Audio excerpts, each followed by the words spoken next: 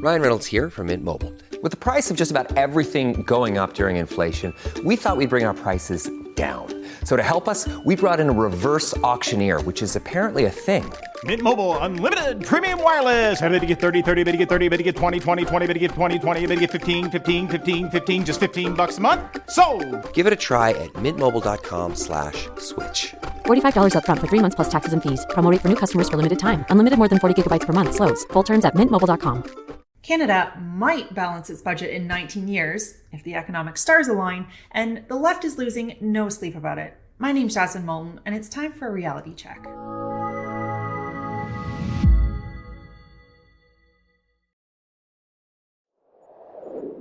On today's show, we're going to be answering the question, what would happen if Canada just never balanced its budget again? And this question is really relevant right now because that actually seems like it's within the realm of possibility that Canada might just not balance its budget ever again.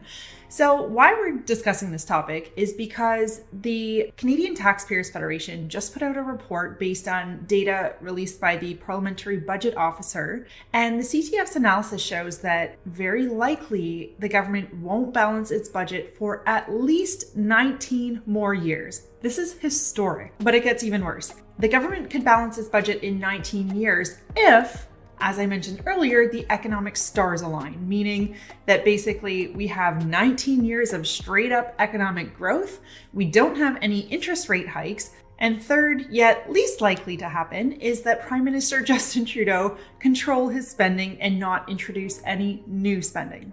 So if all three of those very unlikely things all happen consistently over the next 19 years, then maybe Canada could balance its budget. Not looking good. Balancing the budget isn't even that high a bar. It should be obvious that when you have debt, the goal is to pay down the principal, not to just make the minimum interest payments in perpetuity. Now, while this seems like common sense to most, apparently this principle is lost on the left. In her book, The Deficit Myth, Stephanie Kelton lays out the basic tenet for modern monetary theory, that deficits don't really matter. Countries that can print their own money can spend what they want without having to worry how to pay for it. And while Finance Minister Chrystia Freeland insists she's, quote, not amongst those who think Canada should have a fling with modern monetary theory, if it looks like a duck and quacks like a duck and swims like a duck, it's probably a duck. In fact, take a listen to this clip of our Finance Minister Chrystia Freeland conceding that the government really has no fiscal anchor and there's no limit to what they're going to spend. So I asked the minister, what is Canada's new fiscal anchor? The Honourable Deputy Prime Minister. Mr. Speaker, let me tell you what our government's economic policy is right now. Our economic policy is to do what is necessary to fight COVID and to support Canadian workers while we're doing it. And let me just say, Mr. Speaker, our policy is working. And if that isn't bad enough, now the Canadian government's trying to convince Canadians that running 12-digit deficits is responsible and doubling the debt, no problem. Take a listen.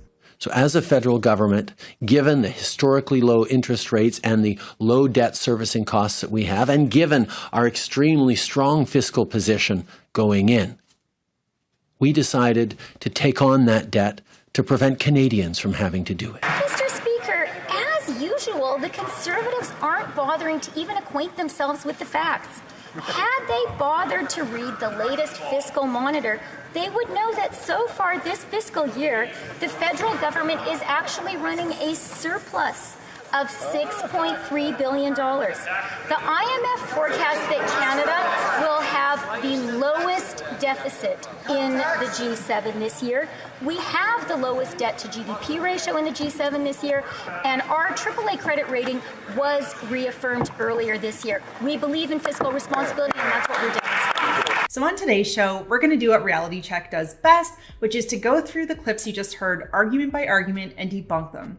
Next, we've got a really special guest coming on the show, Franco Terrazzano from the Canadian Taxpayers Federation, and he's got some pretty jaw-dropping facts that I think every taxpayer in Canada needs to hear. Then stick around because you won't want to miss our answer to this question. What will happen if Canada never balances its budget again?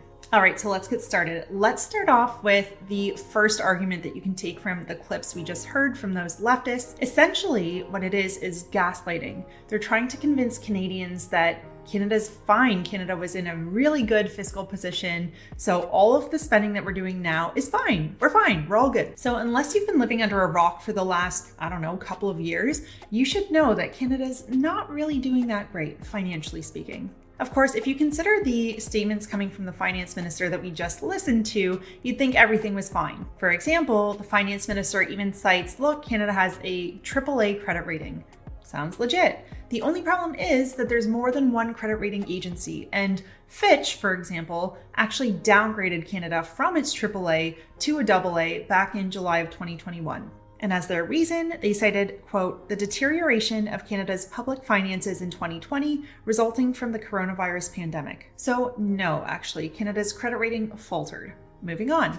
They also cite in those clips that Canada's debt to GDP ratio is the strongest in the G7. But as a Fraser Institute research bulletin points out, a lot of caution is required when you're comparing Canada's debt to GDP ratio to other countries. And here's why. Take a look at this chart that the government included in its 2021 fiscal update, which is hilariously titled, quote, a responsible fiscal plan. In this chart, which looks really responsible, they're actually comparing net debt. Now, I don't want to go too far into the weeds here, but Canada accounts for its pension assets differently than these other countries, which makes our net debt figure appear much smaller. So if you look instead of net debt, if you look at gross debt, which accounts for pension liabilities, that actually knocks Canada back into 4th place in the G7. And even worse, it knocks Canada into 25th place out of 29 countries total when gross debt is measured. But again, that's pretty far into the weeds. The main point here is that the debt to GDP ratio is not just some prescription to spend money. In fact, the Prime Minister always manages to draw the same conclusion regardless whatever the debt to GDP ratio is signaling. In cases where it might be low, he says, wow, this is a really great time to spend. So he spends money. But in cases where a recession might throw it all out of whack and it goes really high, he says, well, we're in a recession, we need to spend money. So his conclusion is always the same, regardless of what the debt to GDP ratio is. He always just concludes Canada needs to spend money. Saving is never his answer, and it should be. And this, of course, brings us nicely into the second argument the leftists often make, which is that we have historically low interest rates. So now is a great time to invest, which of course means spend your money. Right off the bat, this is pretty dumb logic because if it's true that interest rates are at historic lows, then they only have one place to go, which is up. Predictably, this is what's happening right now. And Parliamentary Budget Officer Yves Giroux recently testified before the Senate because his office predicts that debt charges will double in the next 4 years. Take a listen. Yes, that's something that will have a major impact on public finances at the federal level, but also at the provincial level. We've looked at the impact of increasing interest rates as well as the increase in the stock of debt. And we estimate that in the next 4 years, interest payments will probably double compared to their level in 2021-22. They'll probably go from $23 billion, if my memory serves me well, to $46 billion. But we'll be providing an updated number when we release our economic and fiscal outlook, probably mid-October. So while that all sounds terrifying, and it should, because now we're going to spend more on interest, which, by the way, goes to many wealthy foreign investors. We're going to be spending more on our interest payments than our military. Yes, it's scary, but it was pretty predictable that this was going to happen. When the left uses this argument that historically low interest rates mean it's a good time to spend, that's essentially like saying, I got great financing on a Porsche, I should buy it. The question should be, do I need this? Not a statement, a sale's on, I should buy now. And this brings us nicely to our guest for the show today, Franco Terrazzano. Franco is the Federal Director of the Canadian Taxpayers Federation. And so far on today's show, we've discussed this leftist idea that the government can run deficits all the time in perpetuity without negative consequences. And inherent in that statement is an assumption that all of the spending that they're doing is productive or that they have to do it, that it's necessary. And Franco, we heard a lot of this through the pandemic, that all of the spending they were doing was necessary, that the government, quote unquote, had our backs. Is it true that they had to spend what they did through the pandemic? Ryan Reynolds here from Mint Mobile. With the price of just about everything going up during inflation, we thought we'd bring our prices down. So to help us, we brought in a reverse auctioneer, which is apparently a thing. Mint Mobile Unlimited Premium Wireless. Ready to get 30, 30, bit to get 30, bit to get 20, 20, 20, bit to get 20, 20, bit to get 15, 15, 15, 15, just $15 a month? Sold! Give it a try at mintmobile.com/switch. $45 up front for 3 months plus taxes and fees. Promo rate for new customers for limited time. Unlimited more than 40 gigabytes per month. Slows full terms at mintmobile.com. What the Fed should have done is prioritize spending to address the problem, not spend buckets of cash on everything. So since the beginning of COVID-19, nearly $200 billion in new spending that has been announced isn't for the pandemic or isn't dealing with the pandemic. Now, when you have a leaky roof, you fix a leaky roof. I think Canadians understand that, but you don't go rack up credit card bills buying a new flat screen, a couple ATVs, and maybe a brand new BMW. Remember, the feds were spending all-time highs even before the pandemic. So the government's politicians should have been able to find savings in other areas of the budget. But the government didn't do that. It spent money like crazy, and now we're dealing with inflation that is nearly 4 decades high. But now governments are kind of pivoting their argument, saying, well, we have to fight off a pending recession. We have to spend money, and frankly, turning off the taps, so to speak, before a recession would be bad economic policy. So Franco, how would you respond to that statement? And what would you suggest as an alternative to stimulate the economy?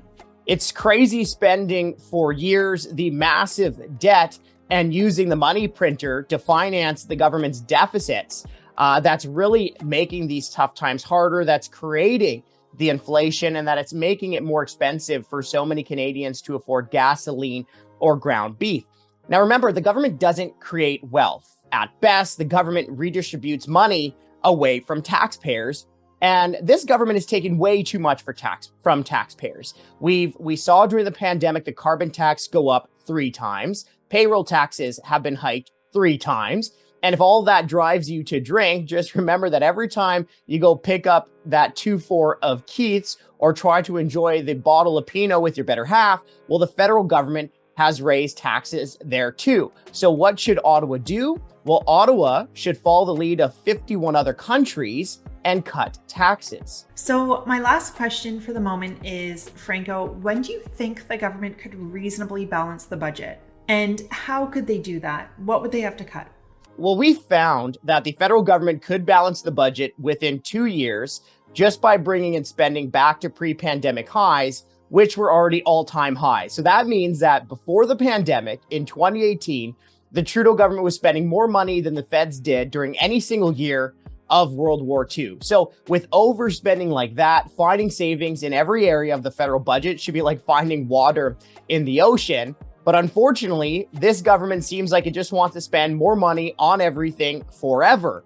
The Parliamentary Budget Officer's own data shows that under the current trajectory of the government, we won't see a balanced budget until 2041.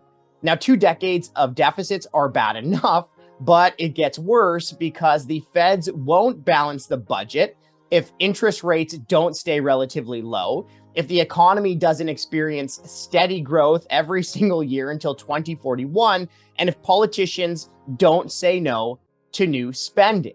And even if the feds eventually balance the budget in 2041, taxpayers will still have to pay about $800 billion by then just to cover interest charges on the government credit card. So $800 billion in interest charges in total will be the cost once the budget is finally balanced in 2041 under the status quo. Now, that's a cost of $18,000 for every Canadian, and that's hundreds of billions of dollars that can't be used to improve healthcare or to lower taxes, because that money would have to go to the bond fund managers on Bay Street just to cover interest on the government's credit card. Now, for our audience, I have one more question that I'm going to ask Franco. Essentially, what is the most egregious, craziest waste story coming out of government that you've ever heard of in terms of politicians spending taxpayer dollars on something really crazy? And his answer shocked me.